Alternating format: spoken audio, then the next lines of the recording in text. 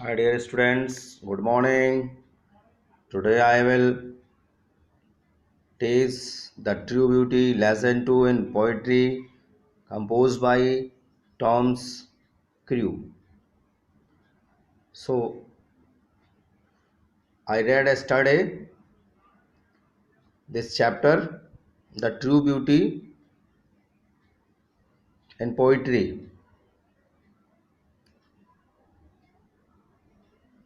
Today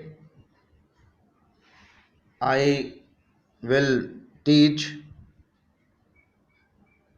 explanation and central idea. So please listen to carefully. After then write down on your copy. Firstly, you will write glossary in your copy. After then, central idea. This like after then explanation. Okay.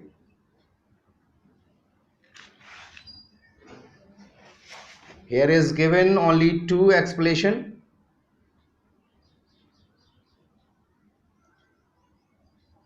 So you will have to compulsory both are explanations. So listen. Firstly, I will teach the true beauty central idea. The poet praises spiritual beauty in this poem. कवि जो है आध्यात्मिक सुंदरता की प्रशंसा करता है इस कविता में. The beauty of mind and soul and hates physical beauty without beauties. सुंदरता, दिमाग की सुंदरता, मन की सुंदरता और आत्मा की सुंदरता की प्रशंसा करता है कवि, लेकिन hates physical beauty without beauties. बिना गुण के, बिना विरासत के जो फिजिकल शारीरिक सुंदरता है, उस सुंदरता को कवि उससे घृणा करता है. द फिजिकल ब्यूटी रोजी चेक्स. शारीरिक सुंदरता, रोजी चेक्स, गुलाबी गाल, कोरल लिप्स, मूंगे जैसी होठ, स्टार लाइक आइज, तारों के समान आंखें, decreases as the time passes. ये सभी जो हैं समय बदलते ही पासेस गुजर जाते हैं, बीत जाते हैं, ख़त्म हो जाते हैं. ऑन द अदर साइड, लेकिन दूसरी तरफ, love based on gentleness and purity of mind. दूसरी तरफ जो आध्यात्मिक सुंदरता है वो एक सज्जनता के साथ, पूरी प्योरिटी, शुद्धता के साथ मन को शुद्ध रखता है एंड आत्मा को शुद्ध रखता है एवर लास्टिंग, अंत तक. It goes on inspiring the lover with greater eagerness and power. On inspiring the lover with greater eagerness and power. वो हमेशा उत्सुकता और शक्ति के साथ, तत्परता के साथ बना रहता है, ईवर लास्टिंग, हमेशा तक. Now I will teach explanation. He that loves a rosy cheek और a coral lip admires or from star like eyes doth see. Fuel to maintain his fires.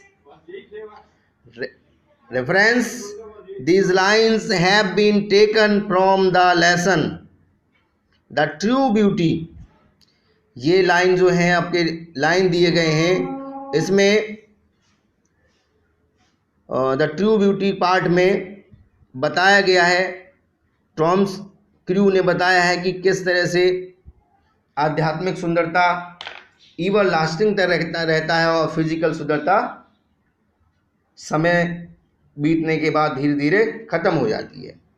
Context, the poet tells us that the physical beauty fades with the passage of time.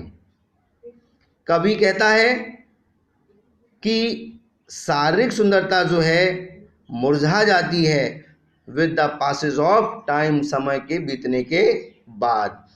तो students, firstly जब हम explanation करेंगे तो पहले reference लिखते हैं। Reference में part का नाम पहचानना पड़ता है, और जब पहचान जाते हैं पार्ट का नाम तो हम उसके राइटर या पोइट्स के नेम लिख देते हैं।